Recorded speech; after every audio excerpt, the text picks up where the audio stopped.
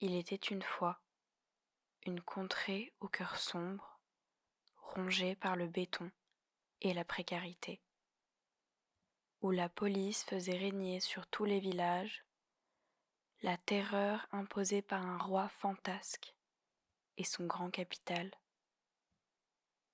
Dans ce royaume existait une seule forêt qui n'avait pas été rasée.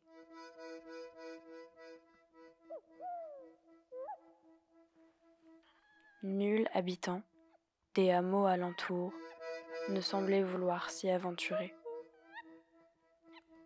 Elle était réputée magique, car la nature tout entière y avait repris ses droits, créant une végétation si dense que nul homme n'était parvenu à la dompter.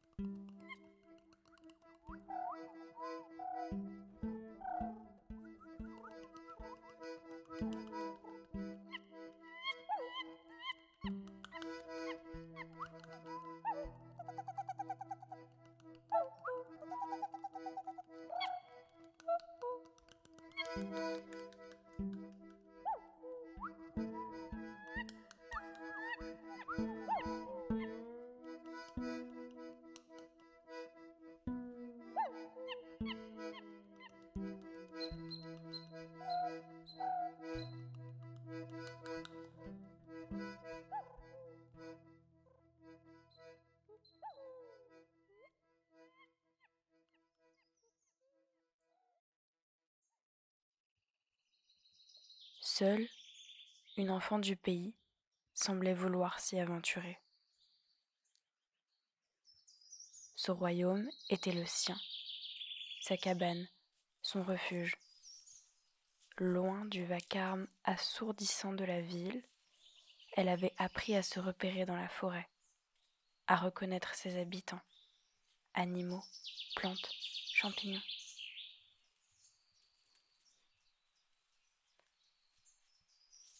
Les habitants s'inquiétaient de son courage et jalousaient son savoir. Les voix jasaient sur son passage. On l'a nommée putain, fille du diable, sorcière.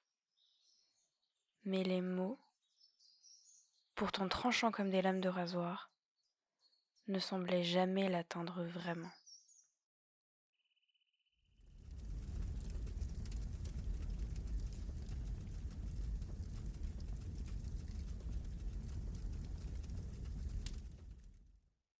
Cependant, un jour que l'ego et la bigoterie des hommes fut accablés de ne pouvoir l'effrayer ou la soumettre, elle fut jugée en place publique et condamnée au bûcher, au nom du roi et de son grand capital. L'autosubsistance est un crime, la consommation, un devoir. Telle est inscrite la loi de marbre. Nul n'est censé l'ignorer.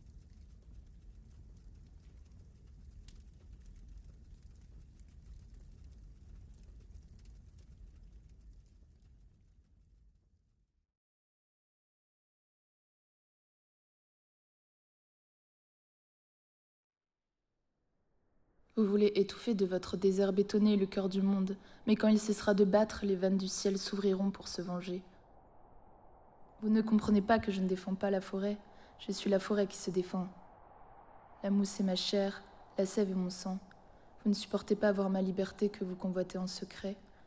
Je ne reviendrai que plus forte de votre amertume, car le plaisir que vous redoutez me trouve par mon corps léché de vos flammes. Le feu de son existence et sa rage de vivre brûlaient plus fort que l'ignorance et la haine. Fini les idylles de béton et de noirceur. Elle disparut rejoindre l'existence pirate et la forêt magique.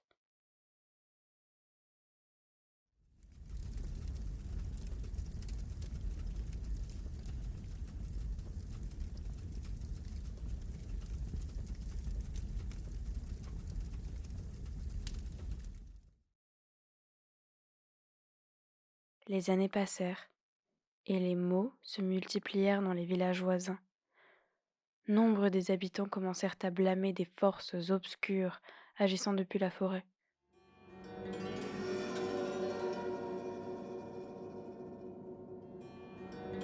La rumeur que la sorcière y vivait toujours et qu'elle avait maudit celles et ceux qui l'avaient condamnée aux flammes se propageait à travers les villageois. Il fut donc décidé de faire appel au roi afin de pourchasser la sorcière. Le roi, averti de la tâche, mais peu soucieux du sort de ses sujets, envoya son plus jeune chevalier.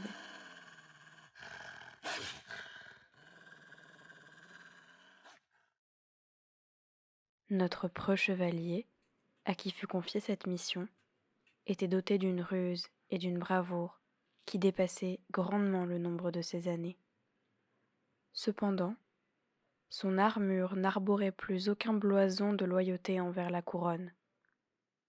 Malgré une éducation catholique fort rigide, il avait découvert en quittant son pays une nouvelle forme d'écriture sainte. Marx, Bakounine, Kropotkin étaient désormais sa sainte trinité.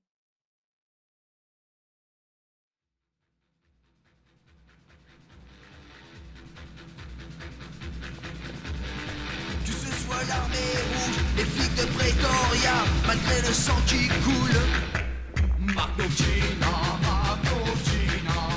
les drapeaux sont noirs pour le vent, ils sont noirs de nos peines, ils sont rouges de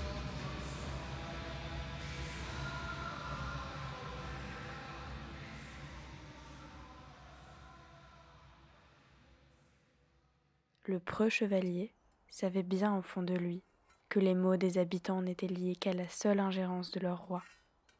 Il avait compris au fil des ans que celui qui l'avait autrefois servi n'était autre qu'un tyran, un pantin d'or et d'argent animé par l'avidité et la cruauté.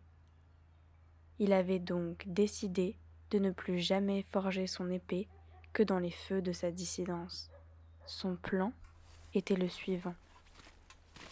Il voulait disparaître dans la forêt, s'éloigner de toute instance qui saurait encore réclamer une autorité sur sa personne. Il n'avait aucune intention d'éliminer la sorcière. Cependant, l'histoire de cette dernière ne cessait de le tourmenter. La sorcière l'intriguait, incessamment. Arrivé dans la forêt, il ne put faire autrement que de dévier sa quête et de se mettre à sa recherche. Il finit par la trouver, quelques jours plus tard, et tomba instantanément, éperdument, amoureux d'elle.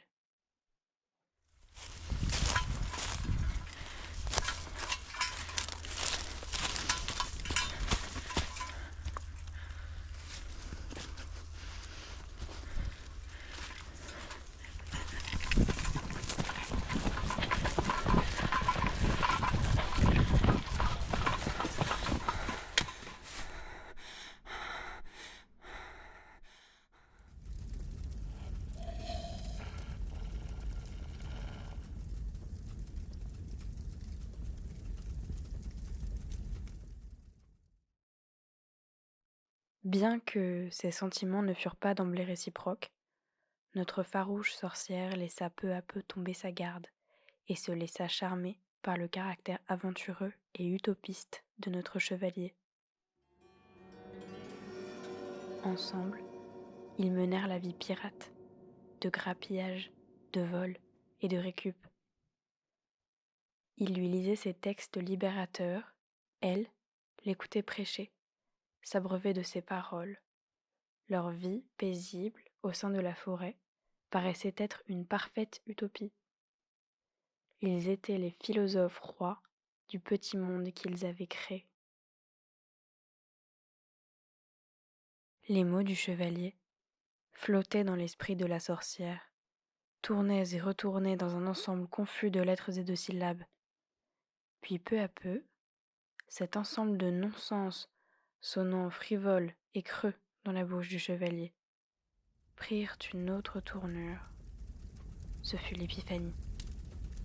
Le feu se réveilla d'un coup.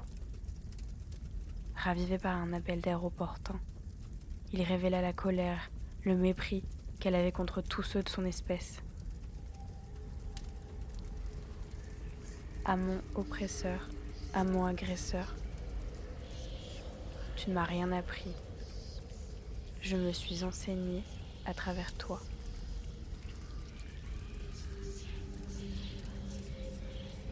Elle enterra son innocence près des pierres et chargea la forêt d'exécuter sa vengeance.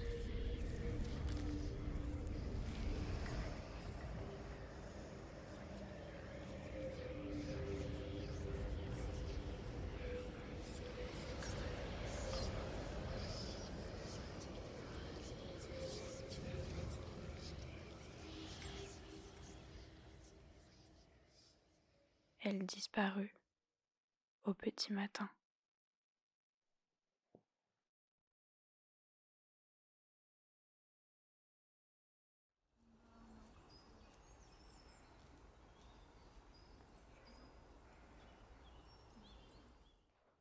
Notre chevalier, quant à lui, aveuglé par son amour et sa possession, erra longtemps à la recherche de la sorcière. Il ne semblait pouvoir quitter la forêt, qui toujours resserrait l'étau de son étreinte sur lui. Il écrivit de nombreux poèmes depuis son isolement, puis il disparut un jour. Nul ne sait vraiment comment.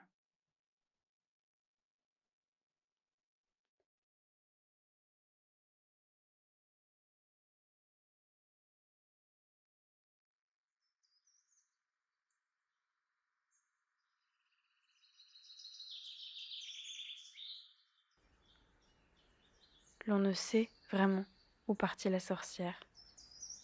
La légende dit qu'elle disparut à l'approche des beaux jours, rejoindre les bandes qui reprennent la rue à coups de bruit et défient la surveillance du roi et de son grand capital.